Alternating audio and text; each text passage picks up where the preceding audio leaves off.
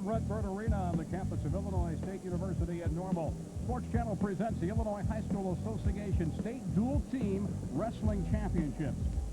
Hi, everybody. I'm Tom Stalker, joined alongside by Rob Sherrill.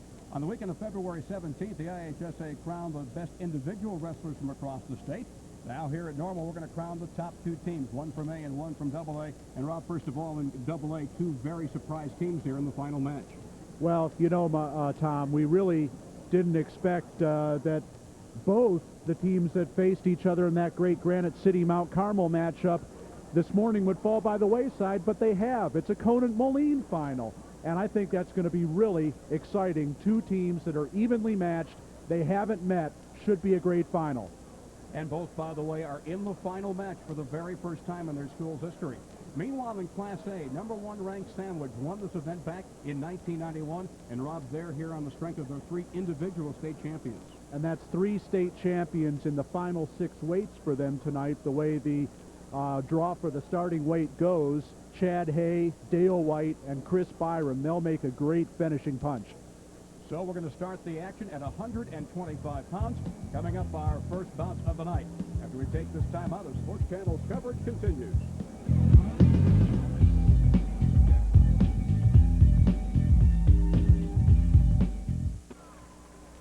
The scene, Redbird Arena, which held this event first in 1990. As we're getting set again, we started off at 125 pounds. The broadcast rights to this program have been granted the Sports Channel by the Illinois High School Association. Any rebroadcast or reproduction of this event without written consent of the IHSA and Sports Channel is prohibited. In AA at 125 pounds, Conant and Moline. And the matchup, Rob set it up for us.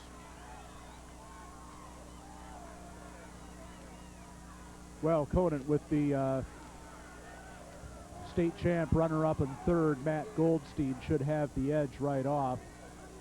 Here he'll be wrestling James Ely of Moline in the first match. We're starting at 125 pounds, and I think Conant will have the edge in the first couple of matches. They'll need to win the first two matches to get themselves in a good position to go the rest of the way.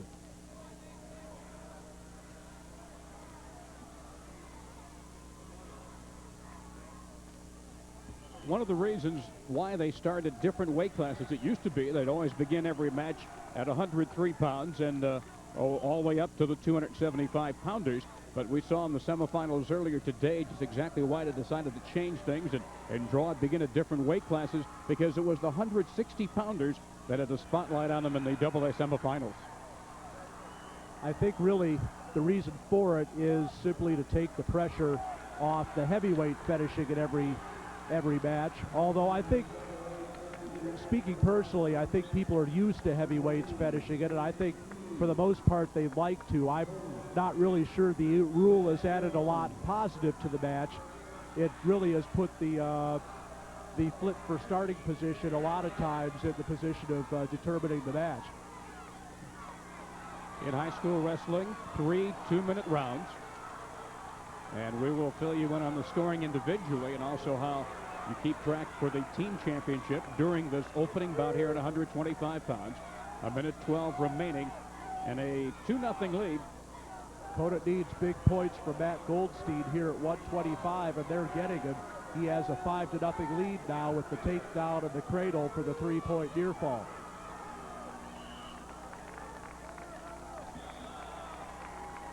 Matt Goldstein there on top there in the red singlet. Moline wearing maroon. Of course, they're nicknamed the Maroons. Under a minute now for the opening period, a 5-0 lead for Matt Goldstein. There have been only 4 teams in the history of the state tournament that have won state titles, both under the old individual format where we used the individual state tournament and the points that were scored there to determine a champion, as we get another takedown from Matt Goldstein and an escape, and the dual team. And Moline is trying to become the 5th team to do that. In fact, Moline was the last downstate school to win the Class AA state tournament. They won it back in 1969, and one of their themes has been to try to turn those last two numbers around and make 1996 a lucky year as well. 20 seconds remaining in the opening round. 7-2, an early lead here for Goldstein.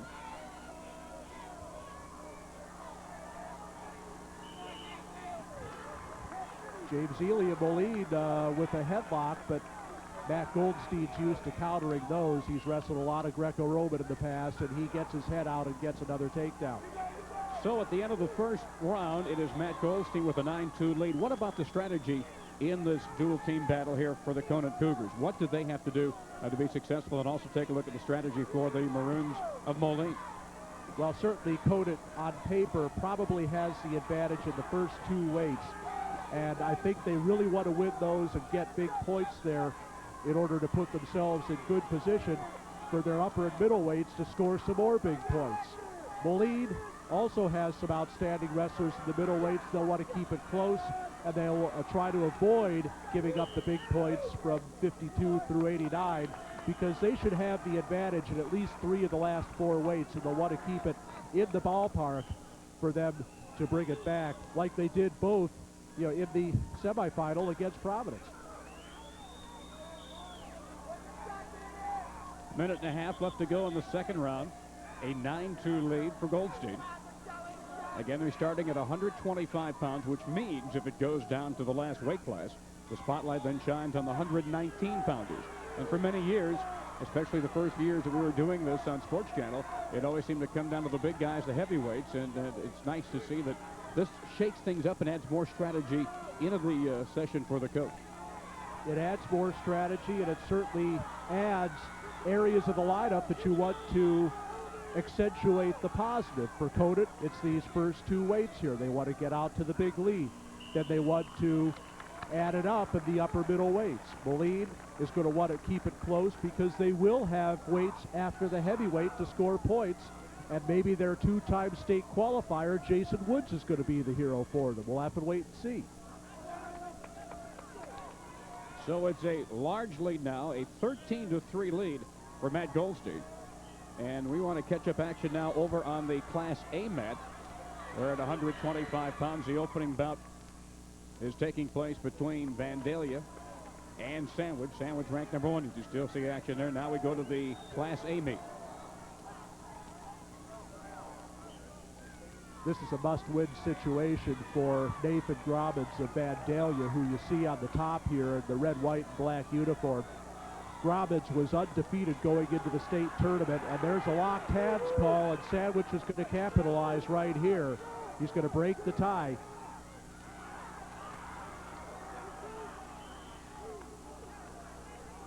Battle of state qualifiers here, and now the locked hands point, the technical violation, and as well as the escape for Adam Cornwell of Sandwich at a 4-2 lead over a wrestler that should have been, and maybe still will be, a big point scorer for Vandalia. This is a very important match for the Vandals opening up. Cornwell had a pin in his semifinal match against Montini as he pinned Dan Blaggich, a sophomore. Meanwhile, in the semifinals, Cornwell, Grobbins, I should say, had a major decision in his semifinal match. Well, the whole idea of wrestling in a dual meet, as we see Grobbins tried for the tying takedown here against Cornwell, can't quite pick up that single leg, and it's a stalemate and a warning for stalling. Just to update you in the double A, Goldstein a 17-5 lead as we stay here with the Class A 125-pounders. The whole idea in a dual meet is to try to score as many points as possible in the weight classes where you should have the advantage.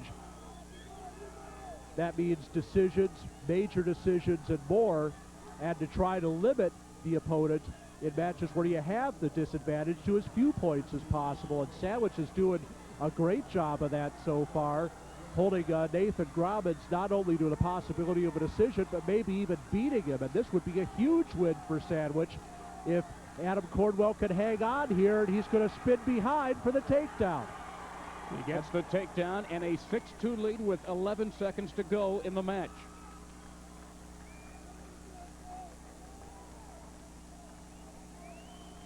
And time running out.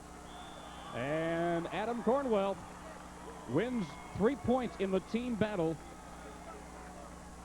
for the Sandwich Indians. Let's take a look and see how you keep scoring individually and in the team battle here in the Dual Team Wrestling Championship. Obviously, each bout individually is scored by the different occurrences that go on during the bout, everywhere from 2 points for a takedown all the way to falls and near falls. It's all a matter of control in terms of how you pick up the scoring.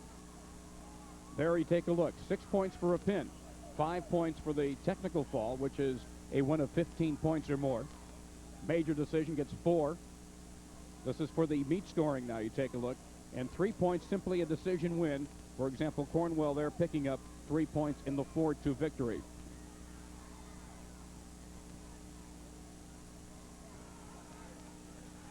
Now we are still now at Class A at 130 pounds.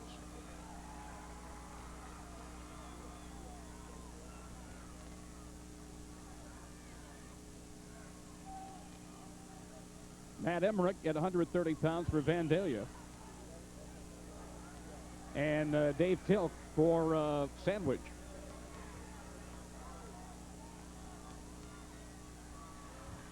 And Matt Emmerich right in here on the with the takedown and the cross-face cradle as they go out of bounds. Sandwich scored the upset at 125, and Vandalia tried to counter here. This would pretty much leave them back where they started, except probably neither team would win the match they expected to win. 1:05 remaining in the opening period, a 2-0 lead for Emmerich. We're going to move you now over to the AA match at 130 pounds.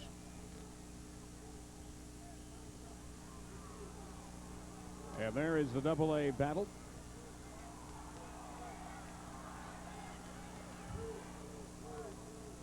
And this is Kevin Sipp of Conan with the early takedown attempt and no points. Now Nathan Cross of Moline in on the single leg attempt. This match with 43 seconds left to go in the opening period. Matt Goldstein won a technical fall in that first match, so Conan takes a 5-0 lead. And those are the kind of big points that Conan needed. Not only the win, but the bonus points, which are so important in winning a dual meet.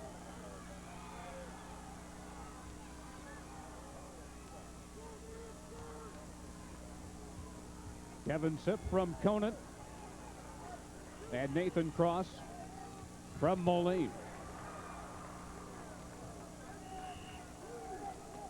Cross with a record right now 37-8, and Sipp is 34-9. Sipp with the first takedown and a 2-0 lead. These teams did meet one time this year. That was in the 32-team Glen Bard East tournament back right after Christmas. Probably the top tournament of the year in Illinois. Moline finished 4th in that tournament, and Conant finished 6th. So both of them up near the top, even though they didn't win it. I believe they finished within 10 points of each other, so both of these teams are very evenly matched. So now they're heading into the middle 2 minutes. Is there ever a time, Rob, where they might go more than just the 3 rounds at a total of 6 minutes? Well, if they're tied at the end of 6 minutes, of course, they will go to sudden death overtime, and then a 30-second tiebreaker if it's still tied at the end of that. You know, until about 5 years ago, a tie at the end of a dual meet match was simply a tie and 2 points for each team. And at that point, several years ago, they did go to the rule that is used now to end tournament matches that result in ties. There are no draws anymore in dual meets, and if the two teams were to wind up tied at the end of the meet, then it would go to the number of matches won, and whichever team won 7 matches, there are 13 matches in a dual meet, would be the winner.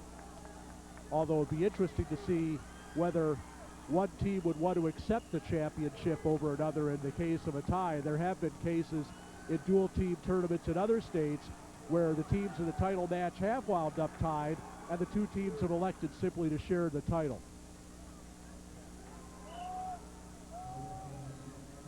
Sip still with a 2-0 lead. We're in the second round, 1:23 remaining. This is 130 pounds at AA. In the dual team battle, Conant in the red and Moline in the maroon.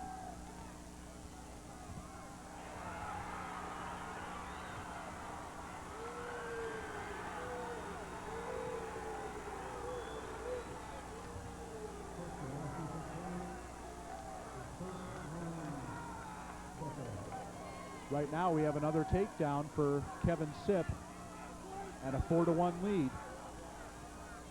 And Conant is well on its way to winning these first two matches like we said they'd have to do to get off to a fast start. Now when both wrestlers get outside the circle like they do there, they come back to the middle for a restart.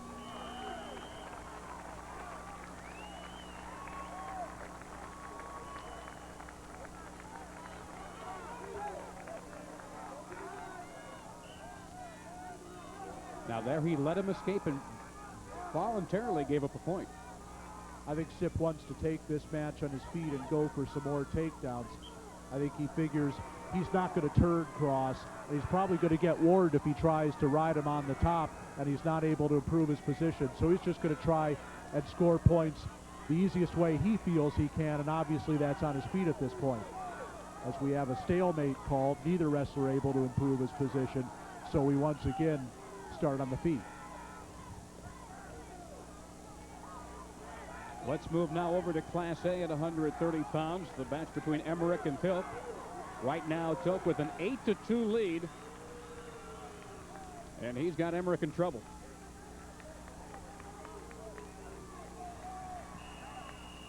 Perhaps some near fall points. Once you get those shoulder blades within 45 degrees of the mat, you can start picking up near fall points. He picked up 2 right there and leads it. Now 10-2. 2-point near fall for at least the visible 2 count by the official. You can also get a 3-point near fall with a visible 5 count. And now Tilk looking for a far leg tilt. And Emmerich trying to roll through, but he rolled through right to his back, and it's going to be more points for Tilk. 45 seconds remain in the third period here at 130 pounds in Class A. Now he throws in the half Nelson. He's in major decision territory now, and he's looking for more. This could be a pin, and it is. Got the pin.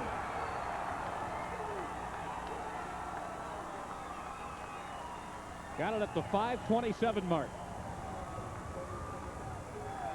And 6 points in the team battle and a 9-0 lead for Sandwich. Hard to overcome those bonus points. Wins are great, but bonus points are what you want to get, and Sandwich just got 3 of them. Let's go back and take a look as he nears the pin in the last few seconds. Right here you see Tilk. He's rolled in the half Nelson. Now steps over a little bit to try to get the right position. Greg Cozy is going to slap the mat in just a second. There's the pin. Let's go over now back to the AA 130-pounders. 1:30 left to go in the battle between Cross and Sip. And right now a 6-2 lead for Kevin Sip. Sip got the reversal. He's now ahead 6-2. And now he's got a tilt. Not able to get any points as Cross was able to roll off.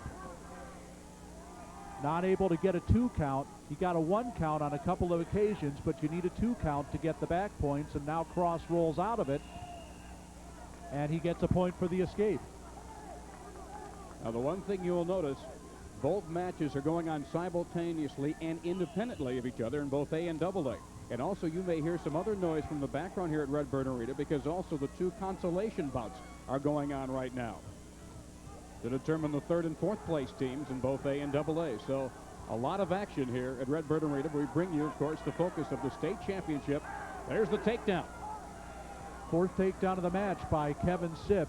And he's done exactly what the Conant-like wrestlers like to do, and that's control the match on the feet. An 8-3 lead with 30 seconds to go in his match.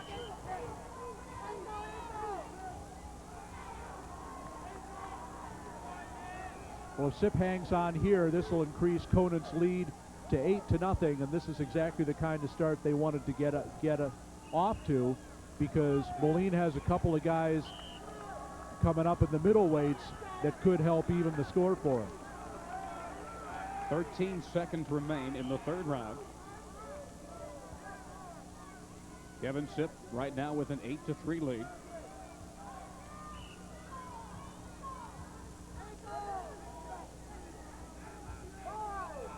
As Sip working there on Nathan Cross. And time about to run out, and it's an 8-3 decision win for Kevin Sip as Conant takes an 8-0 lead. The Dual Team Championships continues on Sports Channel.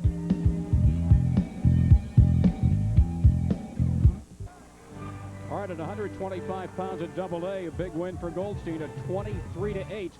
Picking up 5 points on the major decision, and Conant with an 8-0 lead right now as we're at you see the finals right there. And the victorious Matt Goldstein finishing out his high school career with a technical fall, and he hopes it's going to be part of a state tournament win and a state tournament championship for Conant. Now this is action at Class A at 135 pounds. James Morris for Sandwich. Nick Kokagna for Vandalia. 16 seconds left to go in the third period, and a 6-4 lead for Morris. And a dangerous situation. These are two teams, Tom, that really are mirror images of each other, except for 89 and heavyweight. Both of them very strong from 112 through 171. Sandwich's wrestlers just a little bit ahead of Vandalia's. We've had a lot of close matches. I don't think we can expect more close matches. And time has run out, and a 6-4 win for Morris of Sandwich, and a 12-0 lead in the team battle. Except for the pin by Thilk, they've all been just slight advantages, and I think they're going to be close from here on out, all the way up to 171 anyway. Now let's go to the waning seconds of the second period at Double-A at 135 pounds. This is Cross now. We thought he was wrestling at 130, but Mike Niels went in there instead and took the loss. Cross now facing Leindecker of Conant. Kirk Leindecker, a junior, as they get ready to go to the third and final bout.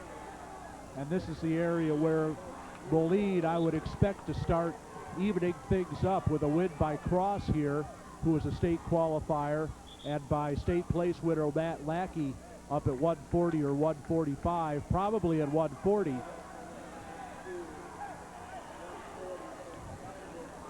I think Moline's going to get back in the ball game here. A minute 54 remaining in the third round. A 3-0 lead right now for Cross.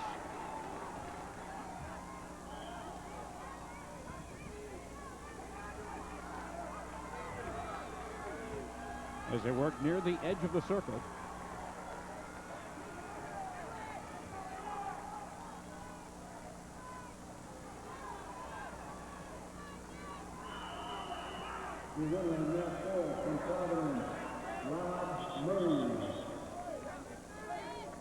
And now the official brings them up as they got too near the edge of the circle, and was a stalemate, and so they'll restart.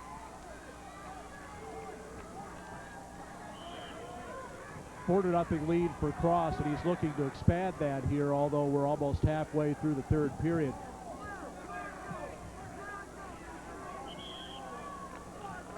When you got the decision, you want to start thinking major decision. When you get to the major decision area, then you start thinking about other things. But the key is, if you have a decision going, think about the major decision first, and then whatever else you get above that is a bonus.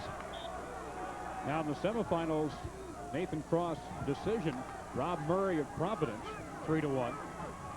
And Leindecker was pinned by Anthony Opiola of Mount Carmel in the semifinals earlier today.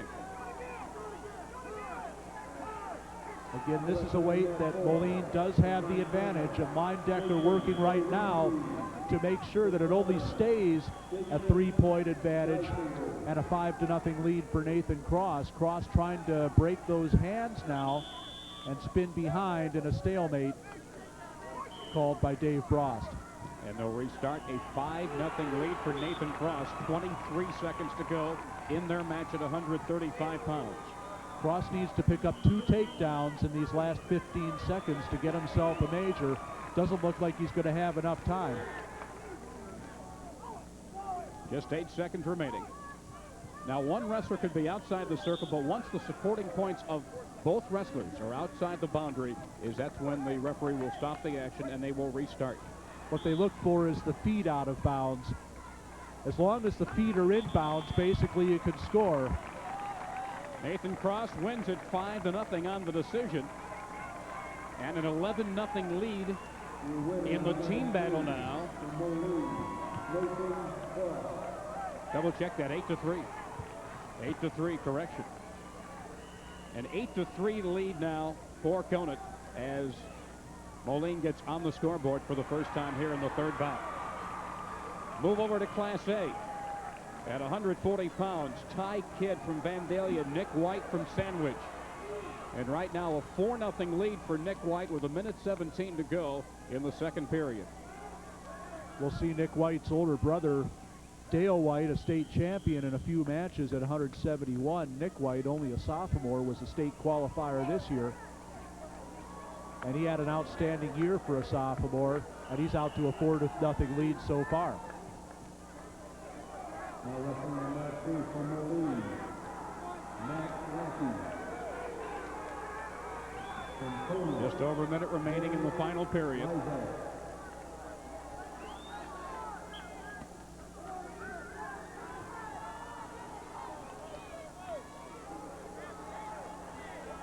In fact, right now at this particular stage of the weight classes in Class A, they're playing right into the strength of Sandwich.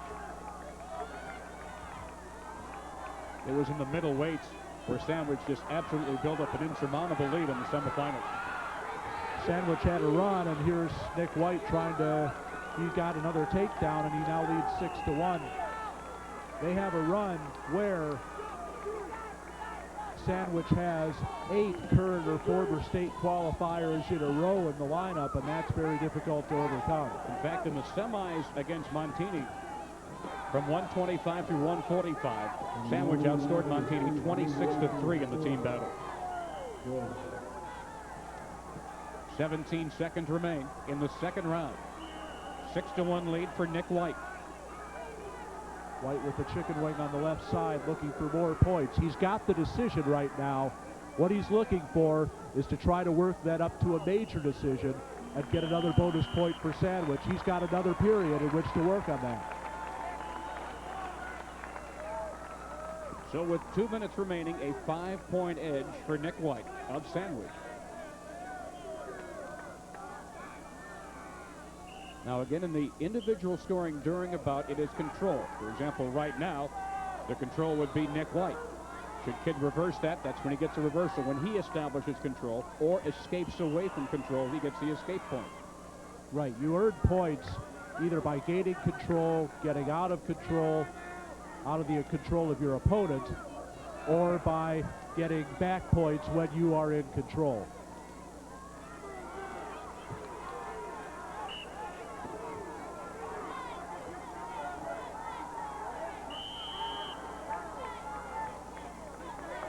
Stalemate situation, and they'll start again. Still no additional points. A 6-1 lead for Nick White over Ty Kidd. So far, Nick White has decided he wants to work on the mat here. He's got the leg thrown in. He's looking for a tilt.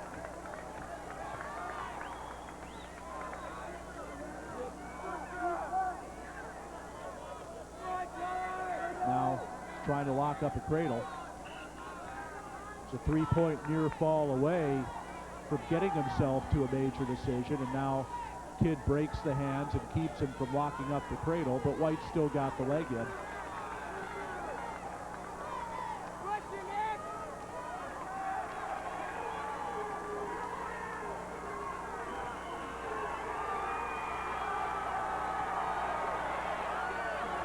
White with the power half Nelson will get those 3 near fall points, and he's got the major right now. Again, a decision, a margin of 7 points or more is a major decision, and right now he leads by 8 at 9-1.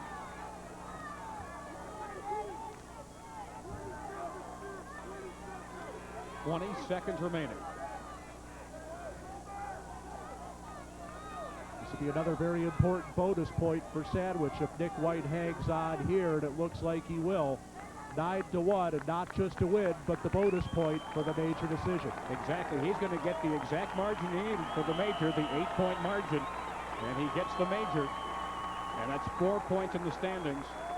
And now 16-0 Sandwich leads after the first 4 rounds. Coming up, more action from the state dual team wrestling championships at Redbird Arena.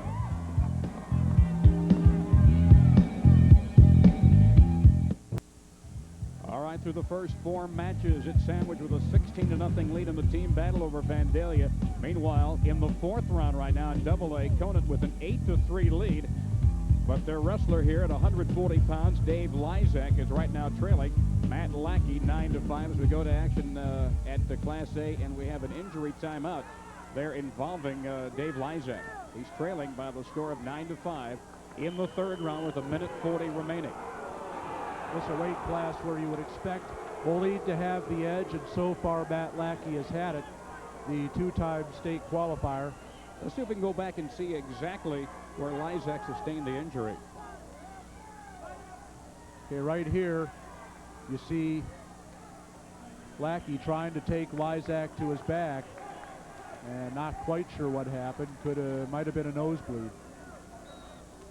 So they're ready to restart.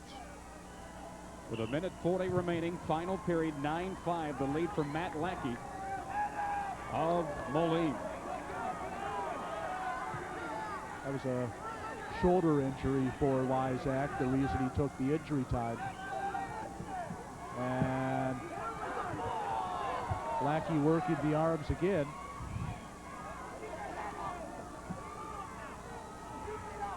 Now throws in the leg. Lackey probably would be a 2-time state place winner by now. He ran into some bad luck injury-wise of his own late in the season when he sprained an ankle in the sectional semifinals, and now he's got Lysak in some trouble. Lackey looking for his 40th win of the year against only 7 individual losses this year, a dangerous situation. And 3 near-fall points and a 12-5 lead for Matt Lackey. And 4 of those losses came after that ankle sprain in the sectional semifinals. So, matter of fact, 5 of those losses. So, in order to do well at the end of the year, sometimes you need luck as well as skill. And he just didn't have the luck on his side this year. But he's on his way to a win here. He'd like to get at least a major, and he will with another takedown. He has a 6-point margin and 35 seconds left. Now he lets him go. It's 14-7, and he's got the headlock, and he's going to have a major and more.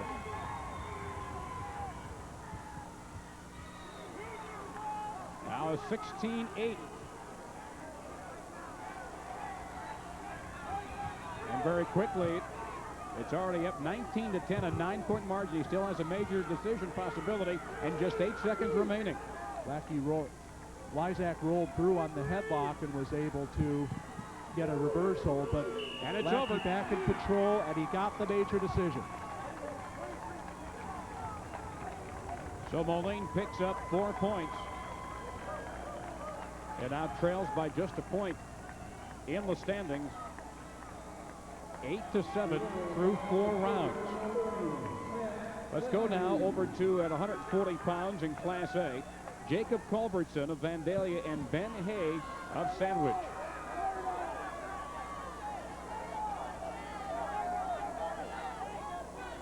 Culbertson with the 4-1 lead, and there's 22 seconds left to go in the 2nd round.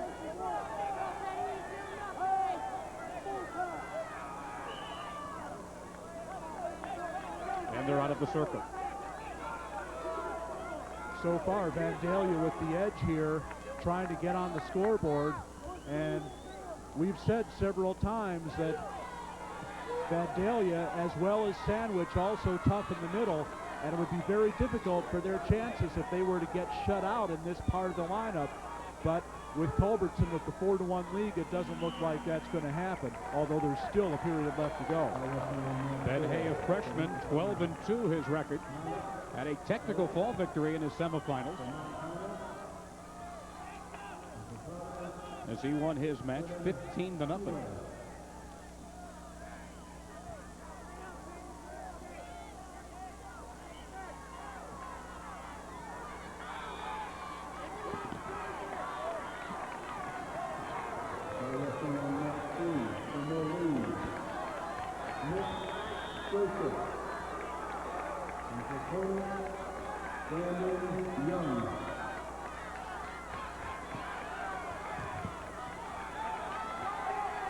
No points.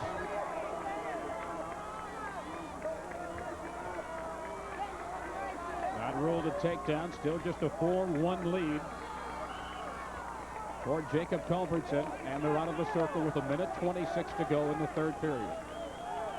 And even though it's only 3 points, this would be a big psychological lift for Vandalia just to get on the scoreboard and to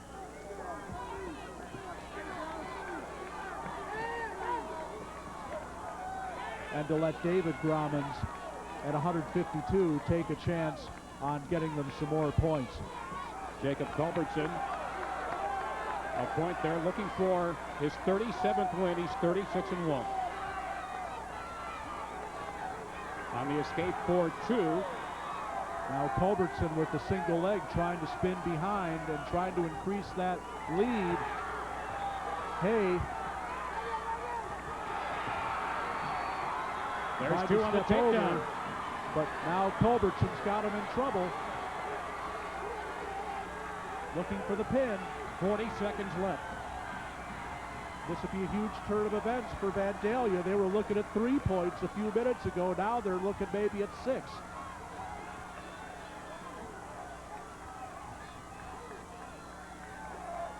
He's going to get 3 points for the near fall. With 20 seconds left, he might be advised to let him go and try for the takedown and get the major. Because right now he will have a 9-2 lead once the points are awarded. And part of winning a dual meet, and now you get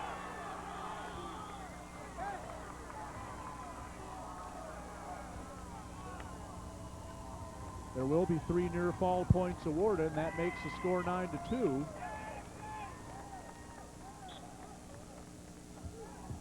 And now a bloody nose for Hay, who gave Culbertson a little bit of a shove when the action was stopped. There are 10 seconds remaining in the third period, and a 9-2 lead for Hay. Let's see if we can pick up and look and see at the point where he took the hit in the nose. Yeah, looks like perhaps with the right foot right there, and he got a little bit of a nudge in the nose right there as Culbertson was trying to come around and establish the pin position. Well, we're going to try to stay with this match because it has just 10 seconds remaining in it. Once they restart it, though, it looks like right now Jacob Culbertson comfortably with a 9-2 lead, and looks like he'll pick up 3 points in the standings, the first of the match for Vandalia. But part of the secret to winning a dual meet is the awareness of what the match score is. You're ahead by 7 points. That's only going to get you 3 on the scoreboard.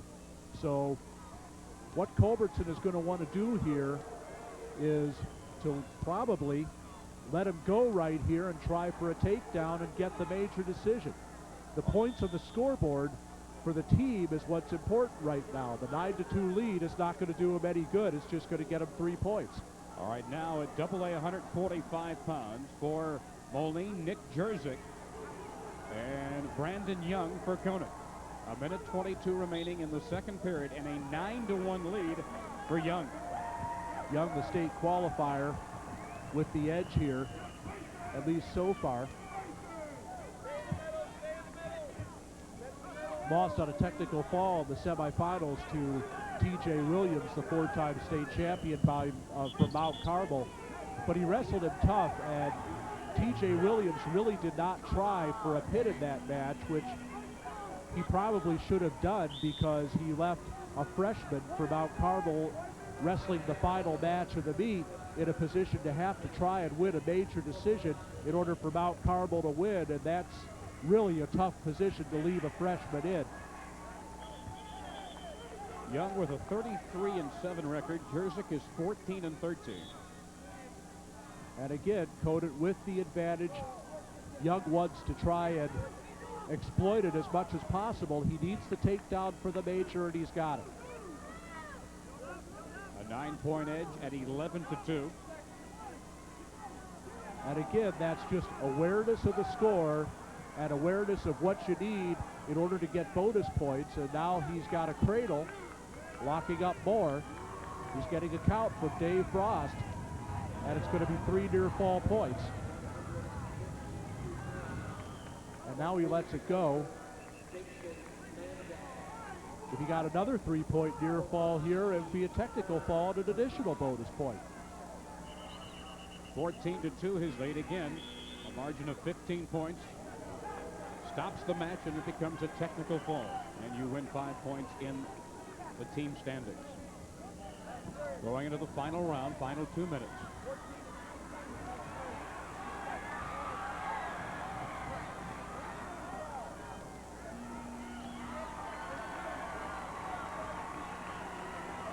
And just to update you, they did restart the Culbertson-Hay match with Culbertson winning 9-2.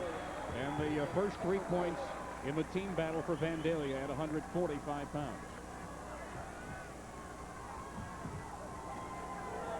Now back to the AA. A minute 40 now left in the third period. 16-3, just 2 points away from a technical fall, is Brandon Young.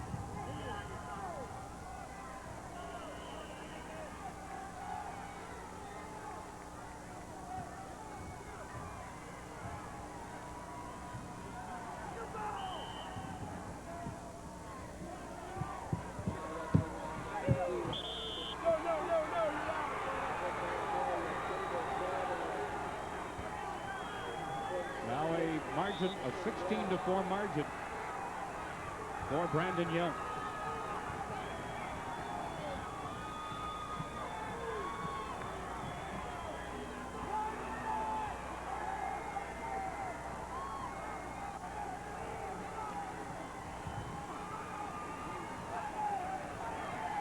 Brandon Young needs one more takedown for the technical fall, and he's given up the escape to Jerzyk. And he's 13 points in the lead, and one more takedown will result in that technical fall for him.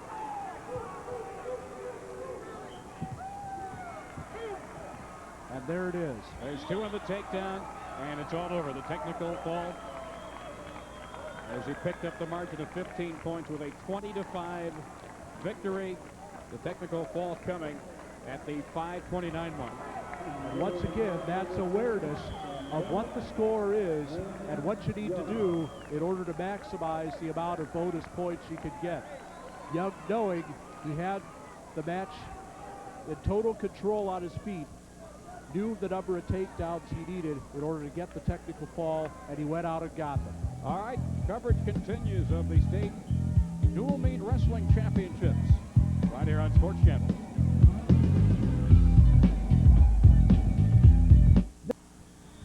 After 6 matches at AA, Conant with a 19-7 lead in the team battle, picking up 6 big points from Dan Weber as he pinned Shane Olson just 40 seconds into the bout. Nothing fancy about Dan Weber. You know the cradle's coming when you wrestle him, but how do you stop it? Nobody has this year. Meanwhile, at 152 pounds, David Gramenez with a fall at a minute 58 over Jason Ross. Gramen's with the headlock. The Gramen's brothers have had big points for Vandalia this year, and there was 6 that they really needed. So a 16-9 lead now for Sandwich. Remember, they won the first 4 bouts at a 16-0 lead. Vandalia is getting right back into action. This is action now at Class A 160 pounds. Matt Siemens, double check that. Pat Kokagny for Vandalia. Andy Gasek for Sandwich. Sandwich's two weakest weights at this point are 160 and 189. Again, this is a match you would expect Vandalia to make up some ground on, and they have so far, with Cocaine a 7-0 leader after one period. So he's in decision territory right now, and he wants to try and get some bonus points sometime over these last two periods, and he's going to start at the bottom. This is the beginning of the second period. Cocaine with a 7-0 lead.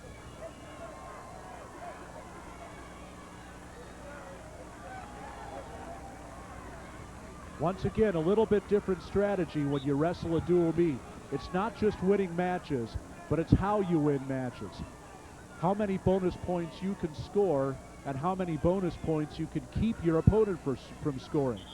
So far, Vandalia has the advantage here, the 8-0 decision. Pat Cocaine is in major decision territory right now. He wants to expand that. Andy Gasek from Sandwich knows he's giving up 4 right now. He'd like to work that down to a 3-point loss that Sandwich would experience in this match. So it's kind of a back and forth thing as far as strategy and how many points are you going to give up or score at 160 pounds. It's kind of a match within a match. 2 on the takedown. Now a 10-0 lead for Cocaine. 5 more points he would need in order to get the technical fall. He'd certainly like to get more than that and get the pin, which would be another back-to-back 6-pointer for Vandalia to go along with David Grobbins' pin at 152.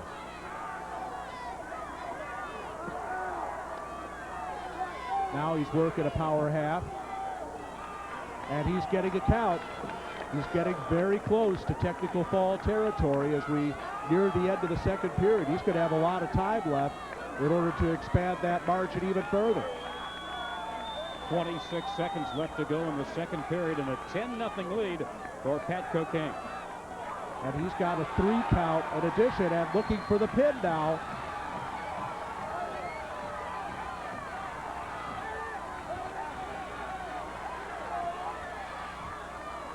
Now see, if he were to pin him there, you'd simply get the 6 points. You don't get anything extra because you may have been leading 10-0 at the time. That's right. And the period runs out. It's 6 points for a pin regardless of what the score is. Right now, Cocaine has a 13-0 lead, and obviously he wants to work that to at least a 5-point technical fall. He's only got one chance to get a pin. He'll have to take him down to his back here in order to avoid getting the 15-point lead. But the takedown would be a welcome addition right now, and it looks like he's just about got it, and he does.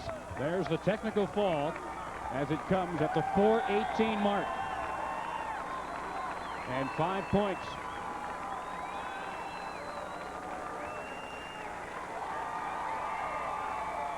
Five points for Pat Cocaine and Vandalia, and now it's a 16-14 team battle.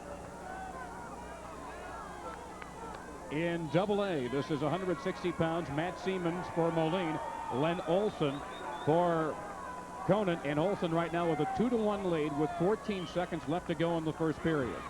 And right here, you're looking at the two wrestlers who are the heroes in the semifinal matches, which ended at 160, as we see Olson tried to get a takedown, not quite scoring with it. Olson won 10-8 in his final match, needing just to avoid giving up a major decision. Not only avoiding doing that, but he won the match over Brendan Kern of Mount Carmel to send Conan into the finals. And it wasn't more than 10 seconds after that match ended when Matt Siemens of Moline scored the takedown in sudden death that put Moline in the finals. So both these guys involved in heroics just a few seconds apart in the semifinals this afternoon. Under the old traditional start at 103 pounds, their match would have been important, but would not have decided who goes to the finals. And indeed, those two guys are the reasons why perhaps their teams are battling for the championship tonight.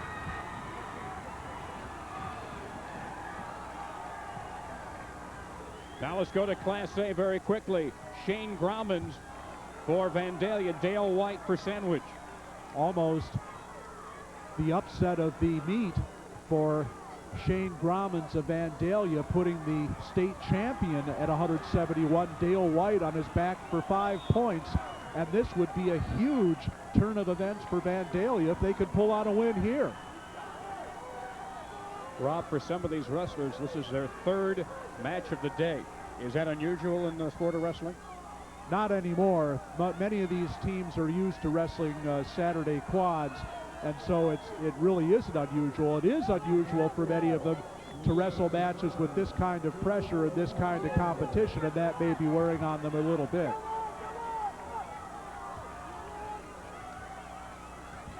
White tried for the switch. Now he's got the stand-up. Gromans brings him right back down, and the first period is over.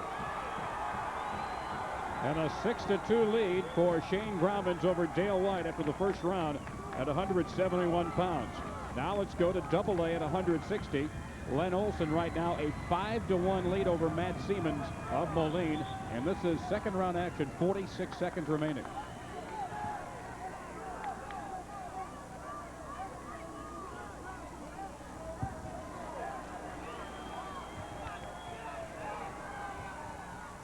Matt Siemens right now a 10-6 record, battling Len Olson, who's 9-6. And let's quickly switch right back over to Double-A in the start of the second round involving Shane Gromans and Dale White. This is Class A. Shane Gromans will start from the top position. You know, in order for Vandalia to win this match, they're going to have to score an upset someplace individually. Will it be this match? It's going to be interesting to see. Shane Gromans is off to a good start on it with a 6-2 lead over Dale White, the state champion, who right now is 40-0 for the year and hasn't really been pushed. Vandalia's won 3 matches in a row, and Shane Gromans is looking to make it 4 over a wrestler who Sandwich expected to be a stopper of that 3-match losing streak. Gromans looking for a cradle here, trying to get some more points. White still with that head on the mat. He hasn't been able to really work up. So we have a stoppage. Shane Gromans a record of 35-7. And Dale White, one of those 3 state champions, a 41-0 record. We figured that Sandwich would have a huge edge with 3 state champions in the final 6 weights here. But if Shane Gromans can pull off the upset, and Jeremy Durbin, a state place winner, coming up at 189, there's really no telling what Vandalia might be able to pull off the rest of the way here. And the momentum, because now in the last 3 rounds, the last 3 weight classes, Vandalia has picked up a decision, a fall, and a technical fall. And right now, as White now finally scores a reversal, took him a minute 15 to do it. Now the score is 6-3, and White is going to have to go on the offense in a hurry. 37 seconds to go in the second period. This is 171 pounds, Class A. Now White with the snap down, trying to spin behind, but they're a little too close to the edge for him to finish. Shane Gromans of Vandalia, a 6-3 lead, 25 seconds remaining in the middle period. The early 5-point throw has been the difference for Gromans, and these Vandalia kids have shown they can throw all day in this tournament and here in the finals. And now White going on the leg attack doesn't work.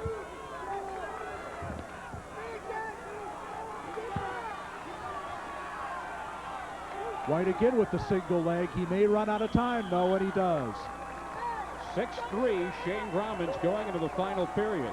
Now, this, to me, is one of the real attractions of dual-team wrestling. Here's a state champion, Dale White, but his event means nothing more. His state title means nothing in this event right here. His is just one of the 13 different weight classes. Dale White, a state champion.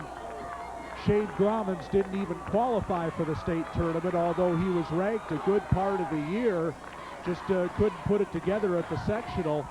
But now he's starting on the bottom, and he's looking to make an escape here and take a 4-point lead. And this would just be a huge turn of events for Vandalia. So far, it would result in the upset they're looking for. And if Grommans could hold on here, as he does get the escape, and he leads 7-3, then it'll be up to Vandalia to try and turn it into something else in these next few weights.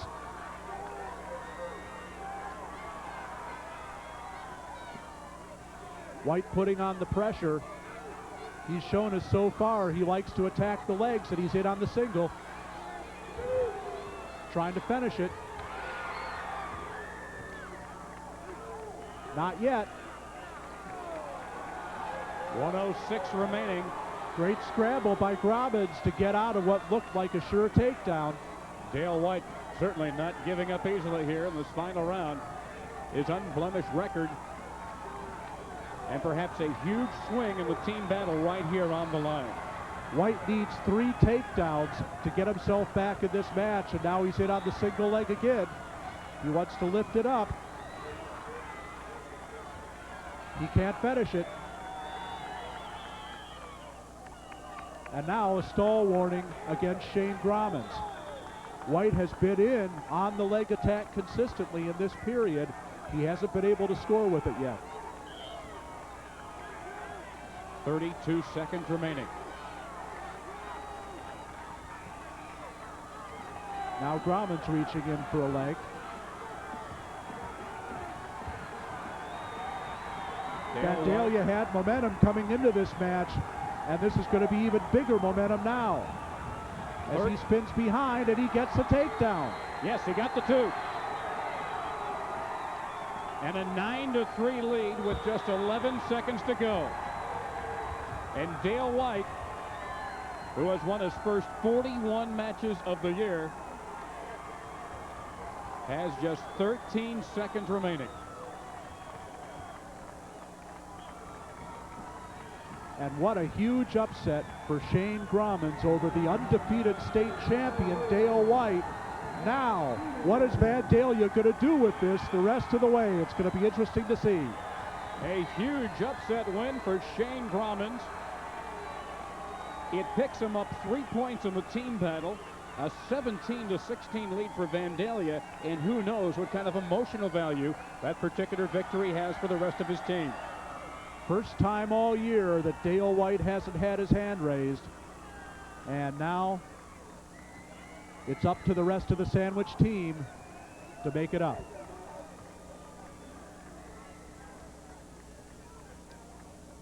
In Double-A at 160 pounds, Len Olson was the winner over Matt Siemens. And let's go and take a look at some of the action there. Matt Siemens trailed 5-1 in this match. Here he's got the cross-face cradle going against Len Olson, and he came from behind and got 6 points, and for the second match in a row, he's the hero.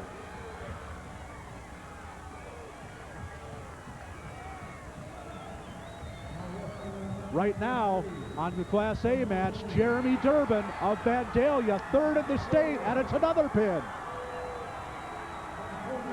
That pin coming just 28 seconds into the first round. And what a huge turnaround this has been for Vandalia. 5 straight matches walking right through the heart of Sandwich's lineup. 23 unanswered points and a 23-16 lead. We could be looking at a huge upset here. So a huge pin for Jeremy Durbin. Lots more coming your way from the dual team state championships from Illinois State University's Redbird Arena.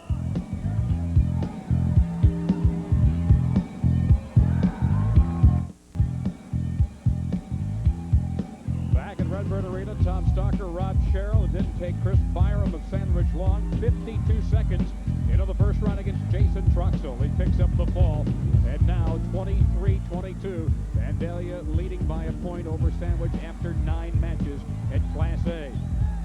Now Double-A, Conant with a 19 13 lead as they're at 171 pounds. And in the third round with a minute and 5 seconds to go, it is a 5-0 lead for Matt Gordis over Kyle Greenstein.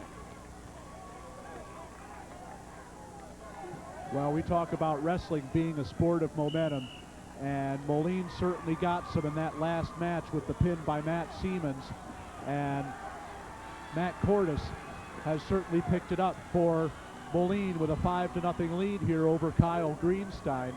And this would be a big win for Moline if they could hold on, because their weakest weight probably is 189. If they can keep it close, as they are here, heading into those last 4 weights where Moline should have an advantage, we could be in for one heck of a finish. And more points for Gordis on the takedown. He leads now 7-0. There is no advantage in the team scoring and shutting out your opponent. No, there isn't. It's how many points you win by. A 20-10 decision means 4 points. A 3-0 decision means 3 points. It's just the margin of the decision. 16 seconds remaining in the final period. 171 pounds at AA. Check that. Second period. I stand corrected.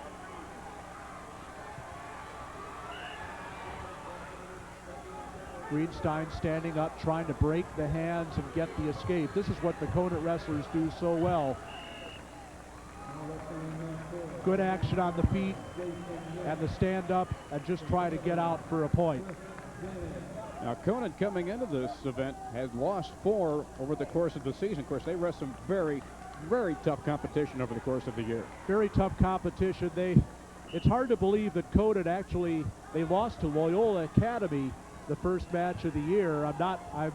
This is nothing personal against Loyola Academy, but certainly not in the class of Conant when both are at full strength. However, Conant was missing some people and had people up 2 and 3 weights because they were just getting out of football season. This was even before Thanksgiving. So certainly those are matches which more than 3 months ago don't mean very much when you look at things right now when these teams have their lineup set. Just like in basketball, early season losses not nearly as significant as a loss very late in the season. Now we're underway in the final period at AA, 171 pounds. There's the escape. Matt Gordis wants to go on the feet, so he gave up the escape to Kyle Greenstein, and so far he's had things his way. A 7-2 lead for Matt Gordis as they both wind up out of the circle with a minute 43 remaining in their match. 7-2 the lead. 19-13 the team score right now. Conant with the lead.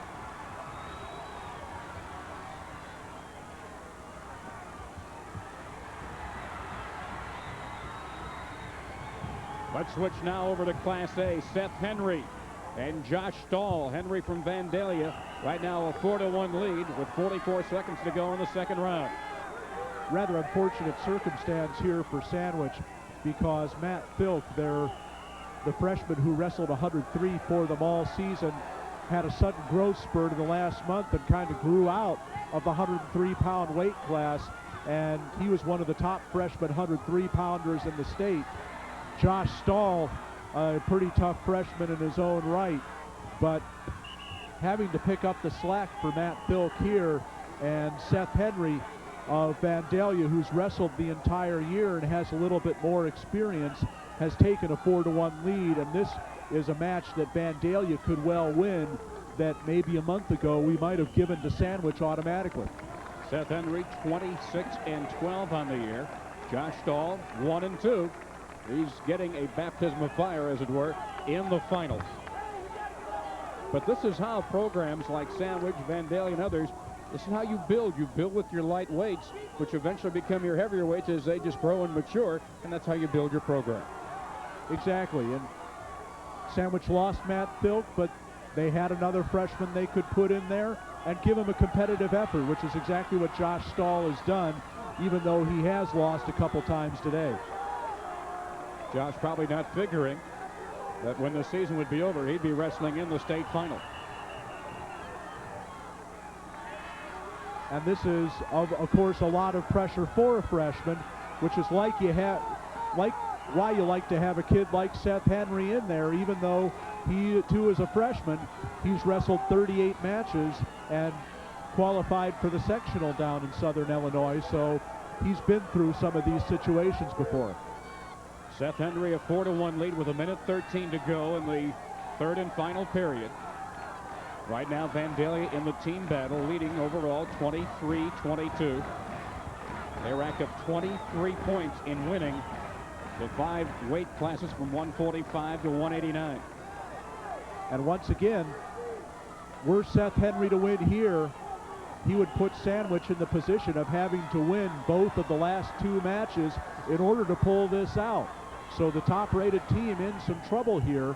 Now they do have a state qualifier in Troy Kern coming up, but he himself is against a 3-time state qualifier in Todd Hale, trying to set it up for Chad Hay, the state champion at 119. While we stay on this, Matt Cordes has just picked up a 7-2 victory over Kyle Greenstein, and it's now Conant 19, Moline 16 in the team battle, going to 189.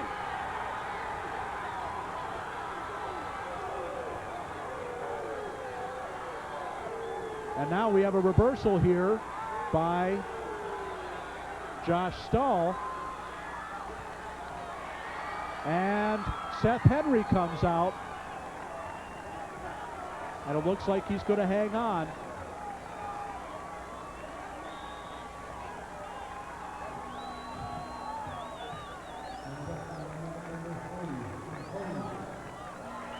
And it's over.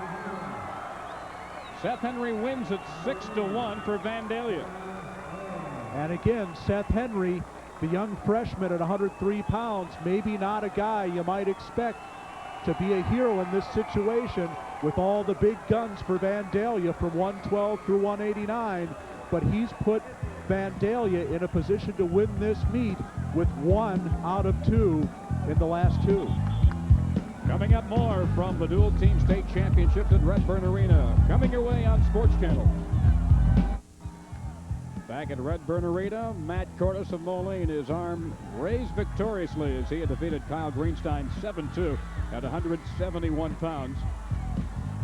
And in the team battle, 19-16 Conant over Moline at Class AA. And in Class A, 26-22 Vandalia with the edge over Sandwich. Let's pick up action in Class A. At 112 pounds, Todd Hale of Vandalia, Troy Kern of Sandwich. Hale at the first takedown here in the first period. Now Kern in on the single leg shot. Kern did get the escape, but Todd Hale, the 3-time state qualifier from Vandalia, in a position with a victory to wrap up the state title for the Vandals in what would be a huge upset at this point. Because there is only 1 weight class left, and the most points that Sandwich could get would be 6. First time in the history of the dual state finals that a team from Southern Illinois has even made it to the title match here on television. And Vandalia, with a win here, could make it 1-for-1 in title matches for Southern Illinois. And really a meteoric rise for Vandalia these last couple of years. Just an outstanding group of kids that Glenn Exton has had to work with. When he came on the scene 4 years ago, he said, frankly, there wasn't very much to work with. Well, they have a lot to work with now. And the interesting thing is going to be, where does it go from here with the state title? Will Vandalia become a perennial Southern Illinois powerhouse? I think they have a good chance to. We'll just have to wait and see. They were 11-7 in Exton's first year, 93, 15-6-1 in 94, 4th in this event last year at 26-2, and coming to this action 24-2, and on the verge of taking home the Class A dual team state wrestling championship. We have to give Glenn Exton a lot of credit for the way he's brought this Vandalia program to the place it is. He really did a lot of work with Vandalia's schedule this year. He put his team in two very tough Class AA tournaments in December. One over at Bethalto Civic Memorial, which came within 13 points of beating Granite City in the sectional down there at Granite City. And they won that tournament handily over Bethalto Civic Memorial and the other Class AA teams in the field. And they also, a couple of weeks later, won the Mascoutah tournament, which is another St. Louis area tournament with 15 to 16 Class AA schools. So that kind of tough competition that a lot of Class A teams don't see is a couple of the big reasons that Vandalia is here at this point. They were in a couple of tournaments, Class A tournaments later in the year. They won both of those by over 100 points. So it shows you how far they are above the rest of the field now. 29 seconds left to go in the second period. There is Coach Glenn Exton looking on. 2-1 the lead right now. Todd Hale over Troy Kern. There's been no scoring here in the second period. Now Hale looking for the switch, and he's got it. He's trying to turn it with the half Nelson, and this could do it for Vandalia.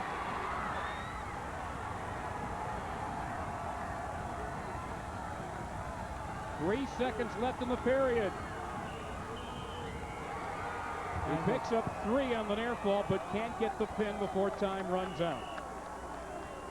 Well, if you're Glenn Exton, the next 2 minutes is going to be the longest 2 minutes of your life, because you're in a position to clinch the state championship that many thought a school from Southern Illinois couldn't win. Your wrestler's got a 6-point lead, 2 minutes to protect it, and this is going to be a very long 2 minutes indeed, and a little bit longer because we have to clean up the mat. As Troy Kern got a little bit of a nosebleed right there. Now, of course, with the new rules, obviously, the blood, all visible blood must be totally cleaned off of the surface, off of your opponent and everything before you can restart. Let's go back now and take a look at the pin for Ernie Gavina at 189 for Conan in AA. Okay, right here, Ernie Gavina of Conant, as he should have, scored the pin, and that takes Conant's lead back to 9 points. 25-16 for the Cougars. That was at 189. We return now to Class A in what could be the clinching match for the Vandals of Vandalia.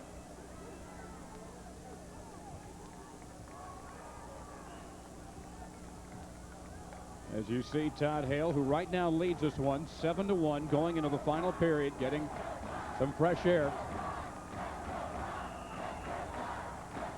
and getting the blood cleaned off his hands due to the bloody nose from Troy Kern. This would really be a great moment for Todd Hale. 3 trips to the state tournament, no medal in the state tournament as an individual, but he's got a chance to clinch it for his team. He's 2 minutes away, and if he could hold a 6-point lead, this would be an incredible win for Vandalia, and what a close to the senior's career to be able to wrap it up. And also as a testimony to the quality of the franchise of the program there at Sandwich. They've been the champion here in '91. That to me would just add icing to the cake on the whole. And Sandwich is always a threat every year. They're going to be back here next year. I think we'll see them on TV a year from now.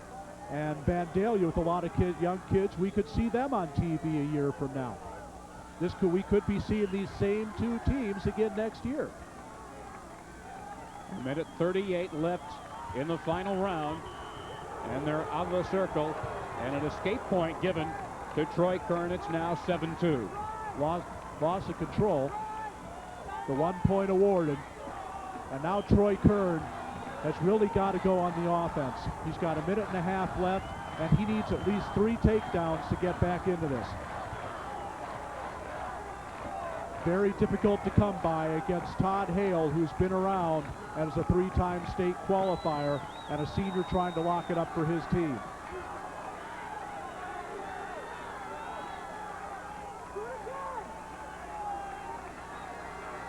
.106 left. That is all that is separating the Vandals of Vandalia from the Class A championship. A stalemate. Kern tried to throw by there, didn't work, and the stalemate was called. And now the next minute is going to be the longest minute of Glenn Exton's life as he waits for this one to finish. Todd Hale, 7-2 with the lead. Kern in on the single leg, in pretty deep. And again, a stalemate called. Now, is that at the discretion of the official? Is that a judgment call? It's a judgment call on the part of the official. A stalemate is called when neither wrestler is able to improve his position. You don't want them there spinning their wheels, so you get them back up for a fresh start and try and initiate some more action. 30 seconds left. And that could be the clincher. Another takedown for Hale. He leads 9-2. Kern trying to roll through, but Hale still with the leg in and still with the far arm. There's no change in control. 7 seconds. They're counting it down.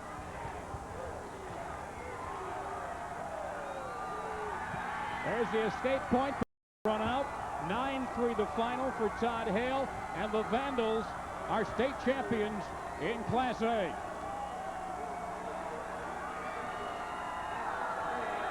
Todd Hale raises his hand, he lifts the finger, he knows Vandalia's #1 now, and he gets a victory ride from Glenn Exton, and he deserves it.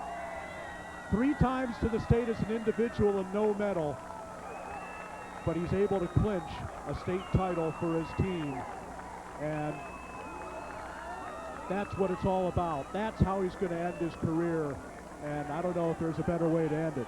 29-22, the 7-point margin, an unsurmountable margin for the Sandwich Indians as Vandalia comes to Bloomington Normal and takes away the dual team state championship in Class A.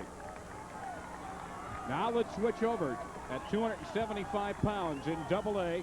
Paul Berge for Conant, Chris Davies for Moline, and a 13-3 edge right now for Paul Berge. I'm sorry, Kyle Piper. This would be a big win for Paul Berge. Berge, a wrestler that Conant was able to get out late in the season, stand out on the football team. And he's had some big wins for them over the latter part of the year. And this would be another big win. He's in major decision territory right now over Kyle Piper, who was a state qualifier, but had a couple big wins earlier today. 1:15 left to go in the third period. Berge a 10-point margin right now.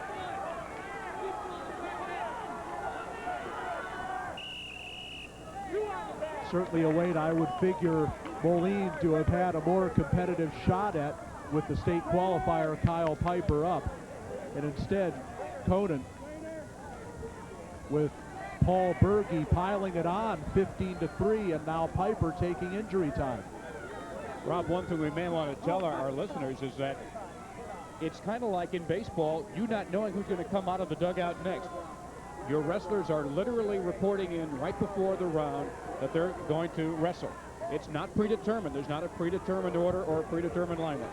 That's right, and in a dual meet situation, that's what you do in order to get the matchups that favor your team. You want to see who that other team is going to send out there at your weight, and then you counter with the wrestler you want to send out there. I mean, imagine a pitcher not knowing whether it's going to be Robin Ventura or Frank Thomas coming out next, having no idea. It's very similar, and that's part of the strategy of dual team wrestling. Sometimes that, of course, that's the kind of thing happens when you send out the pinch hitter, and then you wait until the announcement is made before they make a switch with perhaps with the pitching change or with another pinch hitter, but it's exactly the same situation in wrestling. So that's the reason why we may struggle sometimes with identification. They also do not wear numbers to identify whom they are. However, if the Big Hurt were to show up, I think we might know him. I think, and you have a situation, you might be ready to send out a wrestler. They send out the other team, if they have the choice and they have to send out a wrestler, have to send him out, and you can pull your wrestler back and send somebody else out there. It's exactly the same situation. Kyle Piper receiving treatment there in his bout here with Paul Berge. This is the heaviest weight class, 275 pounds. We have 3 more after this, but Conant is really putting a huge amount of pressure on Moline. If they hold their major decision margin here, they'd have a 13-point lead at 29-16, and Moline having to score bonus points with all 3 wins in their final 3 matches to have a chance. It's going to be interesting to see whether Jason Woods, the 2-time state qualifier who will finish it off for Moline at 119, is going to take the mat with a chance to win it. I don't know if he will. We're going to take a timeout as the Dual Team Wrestling Championships continues from Redbird Arena on the campus of ISU at Normal.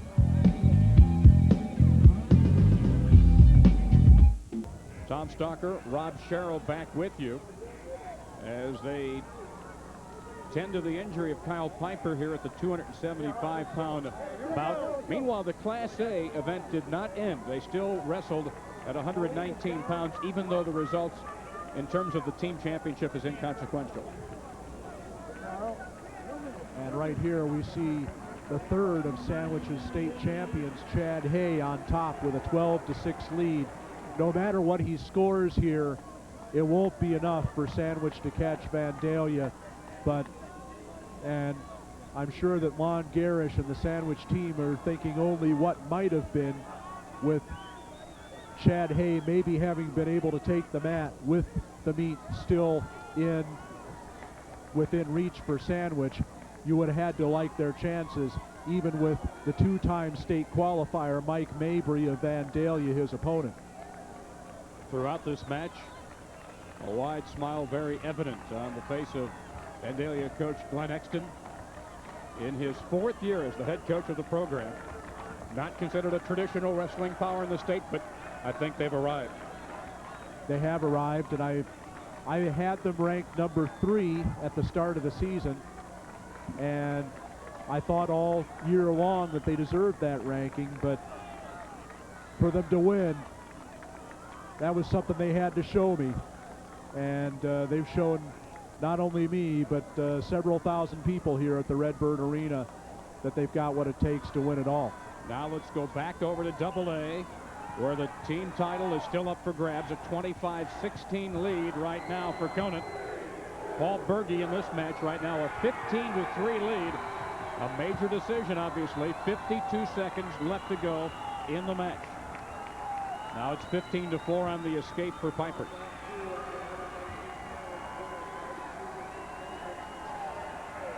"39 seconds left.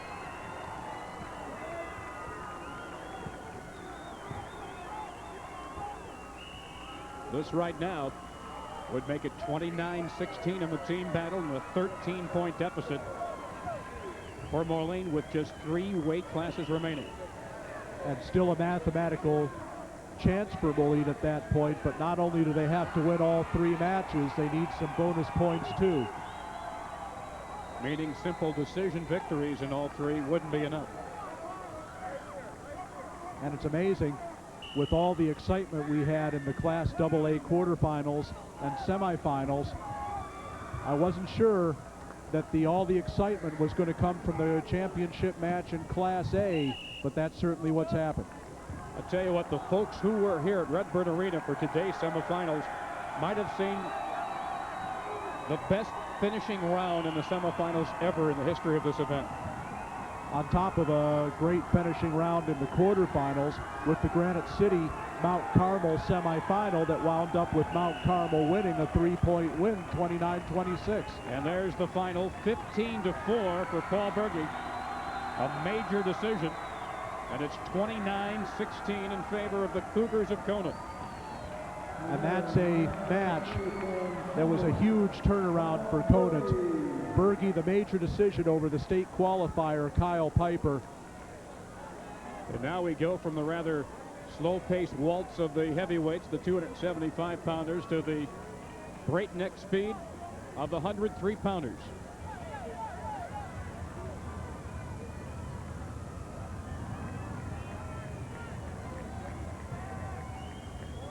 And the entrants, Tony Tapia of Moline and Aaron Esposito of Conant.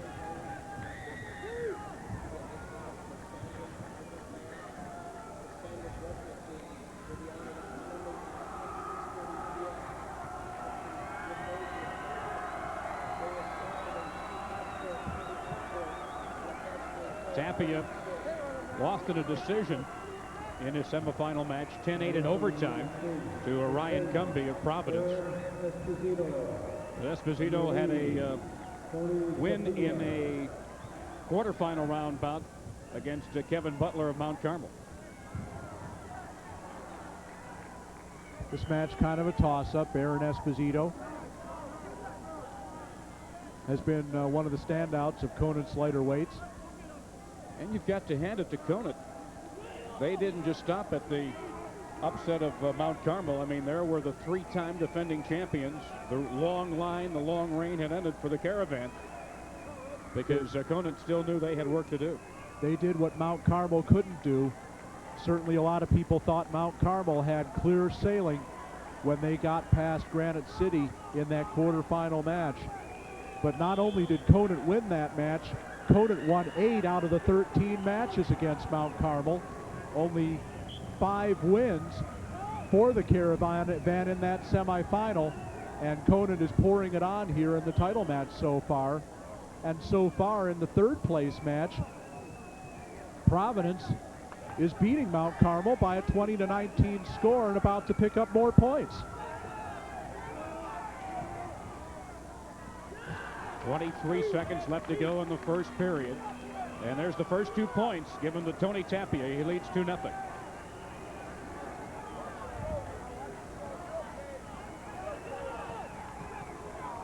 Although it's a pretty even match, and you have Tapia, who is a senior, against Aaron Esposito, who's a freshman. So there's a little bit of a difference, about 3 years worth of development. And injury time now for Esposito. Looked like he might have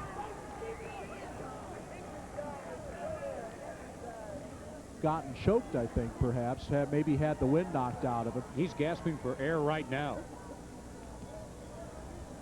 Let's see if we can pick up and see, maybe pick up the point where he sustained the injury and see, maybe see exactly what happened to him.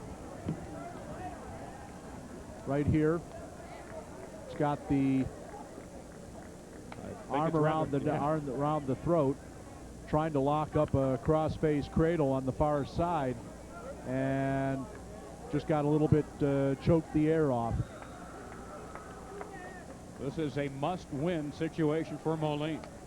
They have to win this weight class to stay mathematically alive.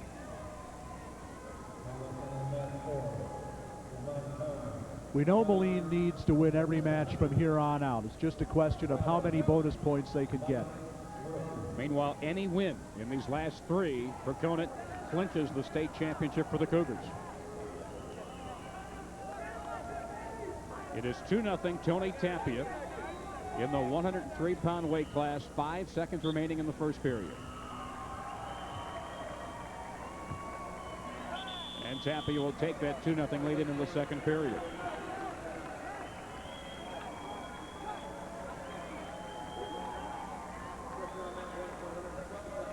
They offer Tapia the choice. He will start from the down position for the second round,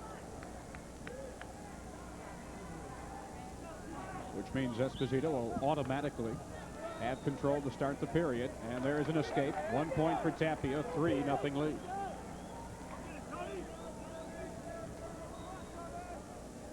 Moline should win these last 3 matches. The question is going to be how many bonus points that they can get. Joel Couture, a very tough freshman, coming up next at 112, and the 2-time state qualifier, Jason Woods, coming up at 119.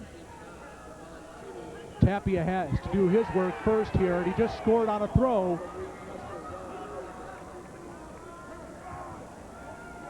It was in these lighter weight classes that Conant picked up 9 big points in winning 3 decisions in the upset over Mount Carmel. And 2 points, takedown, and 2 near fall for Tapia. The escape, and right away a 2-point takedown, and all of a sudden it's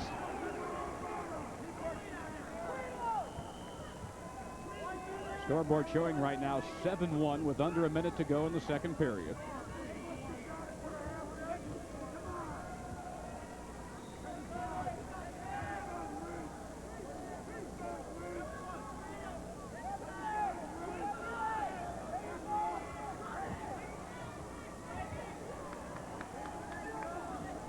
Tony Tapia right now in control, and a stalemate is whistled.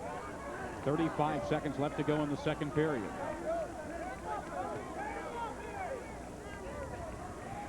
And there's going to be a clarification on the scoring. We have it should be 9-1 in favor of Tony Tapia.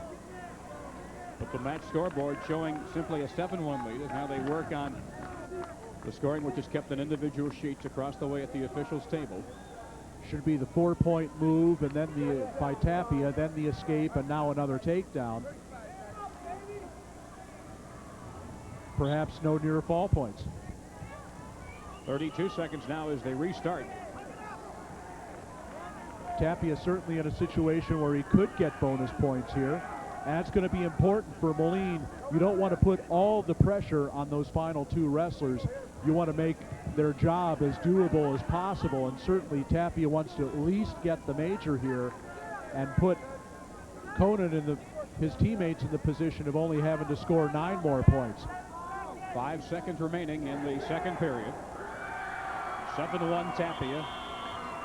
And there's the end of the second period. Now once again, with the weight draw, with the matches starting at 125, in the old traditional system, these bouts here at 103 pounds would be considered just the start of the whole night's activities. But right now here, in this situation, this carries huge bearing on the team battle.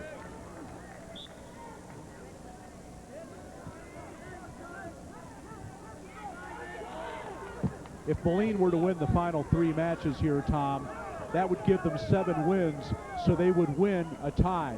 They only need 13 points, down by a score of 29-16, to earn the win in this in this final match.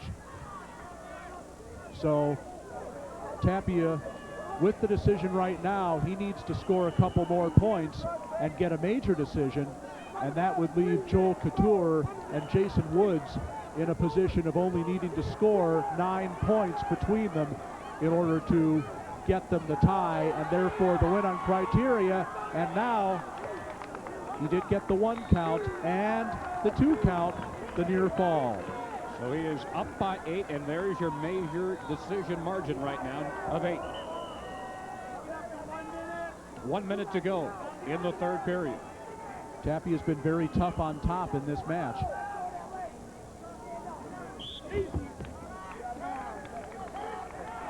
They're out of the circle, and they'll restart. 52 seconds to go.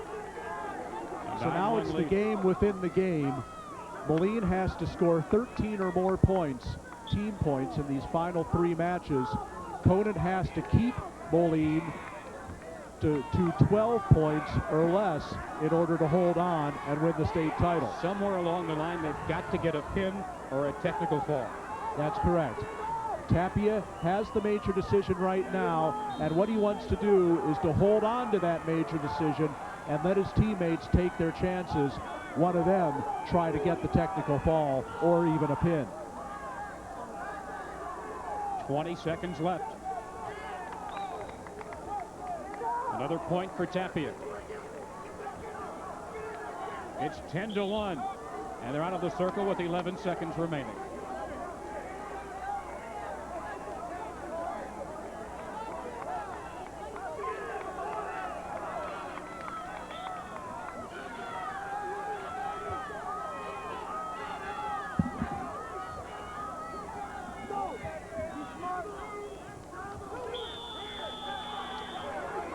The end of the match, and 10-2 is the final winning margin for Tony Tapia.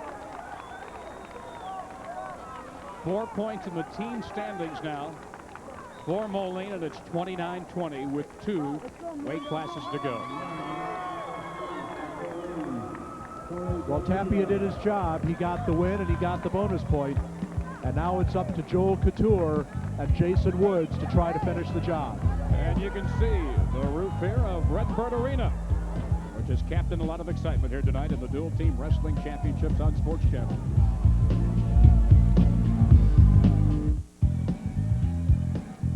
The Vandals of Vandalia celebrating their first ever Dual Team State Wrestling Championship. They defeated Sandwich 29-26, getting 23 of those points in the 5 weight classes between 145 pounds and 189. Now this is action. At 112 pounds at AA, Joel Couture for Moline, Dave Miranda for Conant. We're just about a minute into the first period. A point for Couture, and Miranda leads 2-1.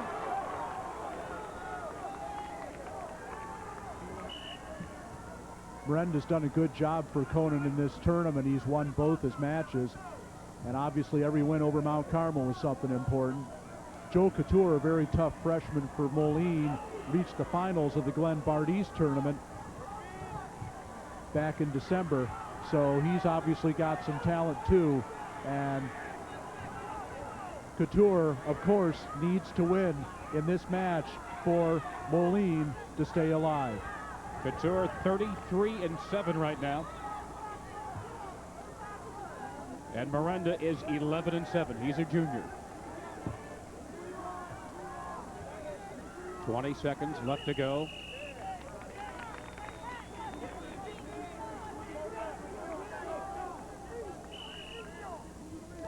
This is 112 pounds. And since we started the evening at 125, there's only one weight class left. That's 119. And once again, the takedown for Miranda. And Conant's going to play the game on the feet. And that's the end of the first period. 4-1, Dave Miranda leading Joel Couture.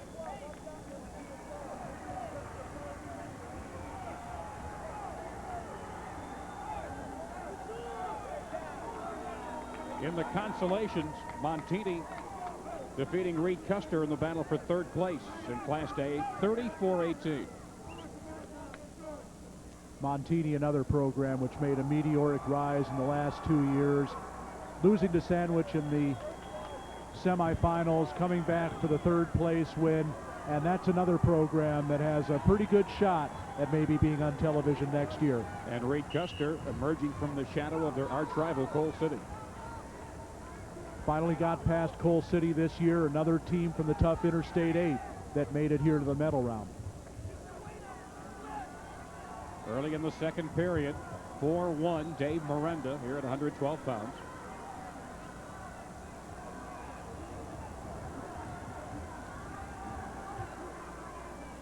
If Miranda can hang on to this lead, it's all over for Conant, and they will take away the team championship. He simply has to hold on to the edge for another 3.5 minutes, which may seem like an eternity.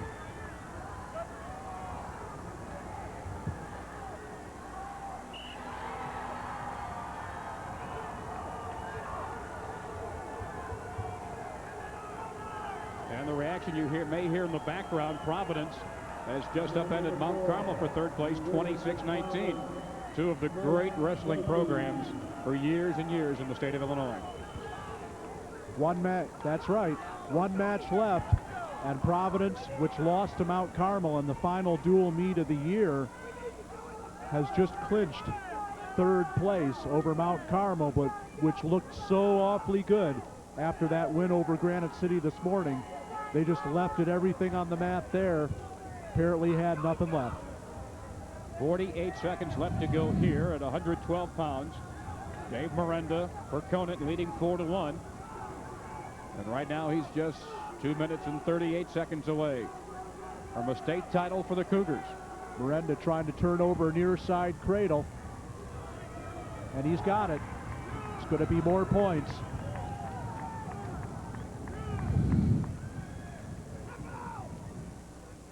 And Conant, which lost in the quarterfinals both their previous times to the state dual tournament, finally in the finals, and looks like they're on their way to the title. He picked up 2 for a 6-1 lead. Now there's another point, 7-1. And that's the end of the second period. Dave Miranda and the Conant Cougars 2 minutes away from their first ever dual team state wrestling championship. Yeah, it's really fun to see new people win these state championships. And this year we have two totally new teams winning these state championships. Vandalia just made their first trip to the state ever. Last year finished fourth. This year they win it in their first trip to the finals. Conant, which never placed in the dual state prior to this year and hadn't been here for 6 years, I've always had run into some bad luck in the sectional. But here they are in the final and a minute 45 away from winning the state championship. Jim Cartwright brought Conant here in '84 and in '89, but never got past the quarterfinals in the Elite Eight of wrestling. This full day of wrestling begins with 8 teams in each class, so indeed like the basketball, they pare it down to their Elite Eight on the final round.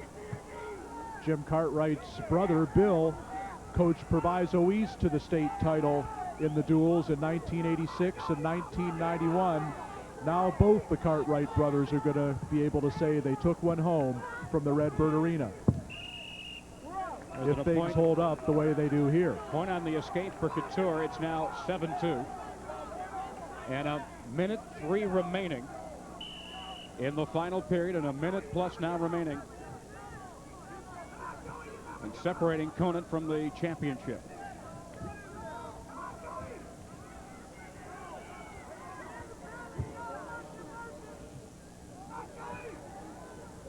Conant, a team that kind of came out of the shadows this year. As we said, they lost their first match out of the year before Thanksgiving to Loyola Academy, a team which ordinarily they beat by quite a bit.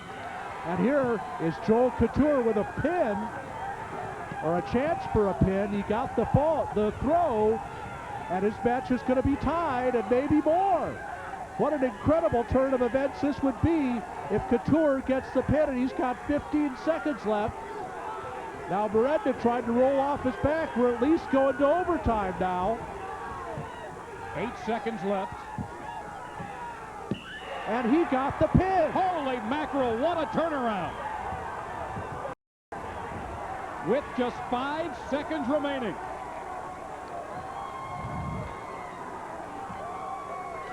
Well, wouldn't it be incredible for a freshman to be the hero for Moline? And Joe Couture, losing 7-2 in the final 30 seconds, may just have won a state title for Moline. Now it's up to Jason Woods to see if he can pull it off. It is now 29-26. Conant by 3. Going into the final match, and we said that somewhere along the line, those final 3, Moline had to get a pin. It didn't look like it was going to happen, and Conant was 30 seconds away from a state championship, and now how totally different things have become. Just a simple hip toss here by Joe Couture. Todd Rosenthal, one of the great Greco-Roman coaches in this country, and his kids know how to throw, and it sure scored big for Joel Couture right there as Bill Honeycutt slaps the mat. It'll be Steve Gunderson for Conant, a junior, against Jason Woods.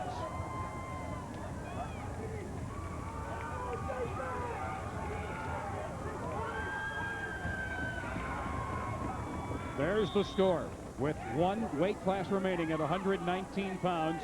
3 points separating Conant from Moline. If Gunderson wins it, the championship goes to Conant. If it's a simple decision for Jason Woods, it ties the score and it goes to criteria. And Moline would win the criteria with 7 match victories out of the 13. If it indeed goes to that, it's going to be interesting to see whether Moline actually takes home the title outright, or, as has been the case in some other state tournaments elsewhere, whether the 2 teams elect to share the title. Jason Woods 42-2. Steve Gunderson 15-10.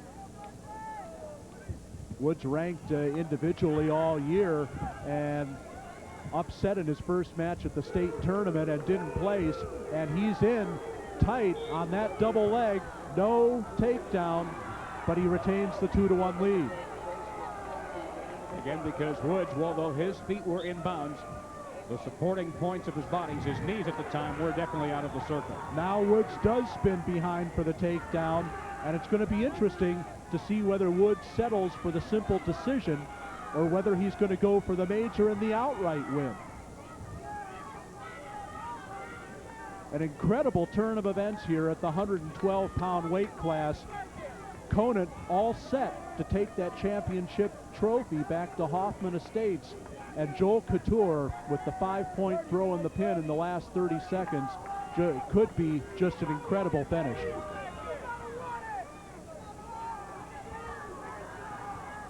You don't normally think of wrestling as being a sport that a matter of a second can make a difference, but we've seen that here this evening. Well, that can happen more in wrestling than in any other sport. Matches aren't 5 minutes and 45 seconds long. Matches are 6 minutes long, and as long as that final buzzer hasn't sounded, you still have a chance to win. And Joel Couture, being a freshman, maybe he just didn't know how to be fearful of this situation. He just didn't give up.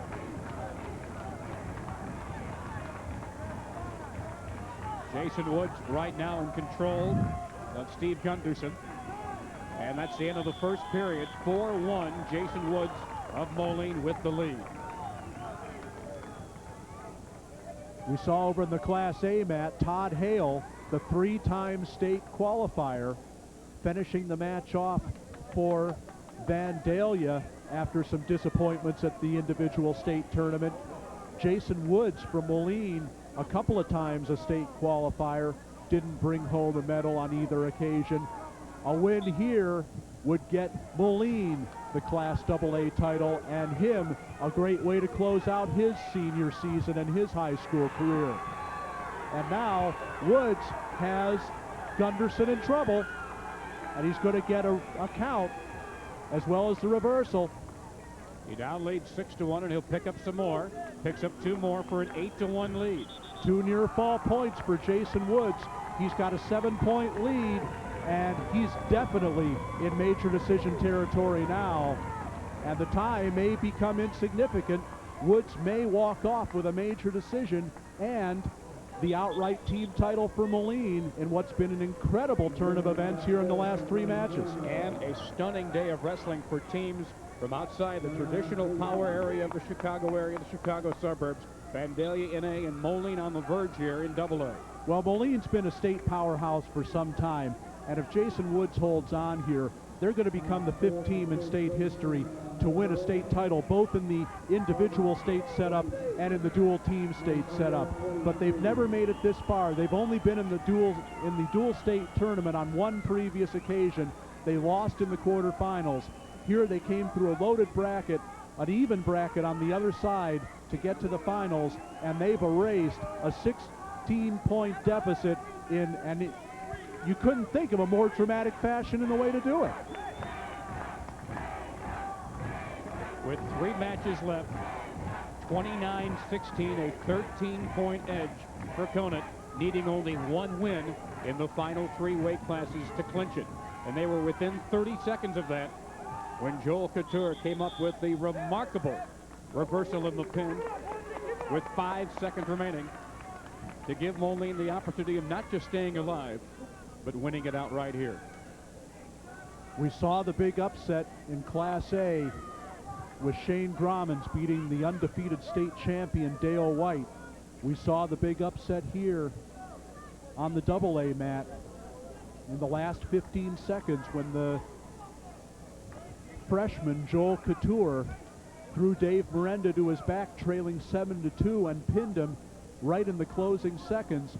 Usually when you win a state title, you need an upset of that kind, and both these teams have done it. To keep everything from going according to form, you've got to have that unexpected something to happen. That's the end of the second period. 8-1 still the lead for Jason Woods. He's still 1 point away from the major decision margin of 8 points. He's got 2 minutes remaining. And he's about to get it because he's going to start this third period on the bottom, and he should be able to get an escape pretty quick as he gets the stand-up right away. He's going to break the hands, and there it is. He's got the major decision. Now he'd like to get a takedown and ice that major decision in Molin's title. As we look down the row from us, reality is very rapidly setting in on the faces of the Cougars of Kona. Woods trying to spin behind, and he has the takedown, and it's a 10-point lead, and Moline is in great shape right now. The Moline crowd chanting, "Let's go, Woods." A minute 27 remaining. From Moline coming up with the championship in the very final bout of the day. We talked all along about Moline having the edge in probably 3 of the final 4 matches. They got the 3 of the final 4 matches, maybe not in the way we might have expected, though we talked about Jason Woods maybe having a chance to win it for Moline. He obviously needed some help, and he got it big time from Joel Couture at 112. But also you take a look at Matt Siemens with his pin. Siemens losing 5-1 at the time that he threw Len Olson to his back for the pin. No, you're right. Conant did exactly what they had to do early. And now Woods going for more. He's settling in for the kill. And he's going to get another count. This could be a pin. If not a pin, approaching 15-point margin and a technical fall, which would also end it. Woods already has the major decision, and if things stay the way they are now with the 3 additional near fall points, it will be an outright win for Moline by a 30-29 score. 26 seconds remaining. Conant on the verge of winning it all, and right now it's just 18 ticks of the clock away for the Maroons of Moline from them taking home the state title. And you want to talk about snatching victory from the jaws of defeat.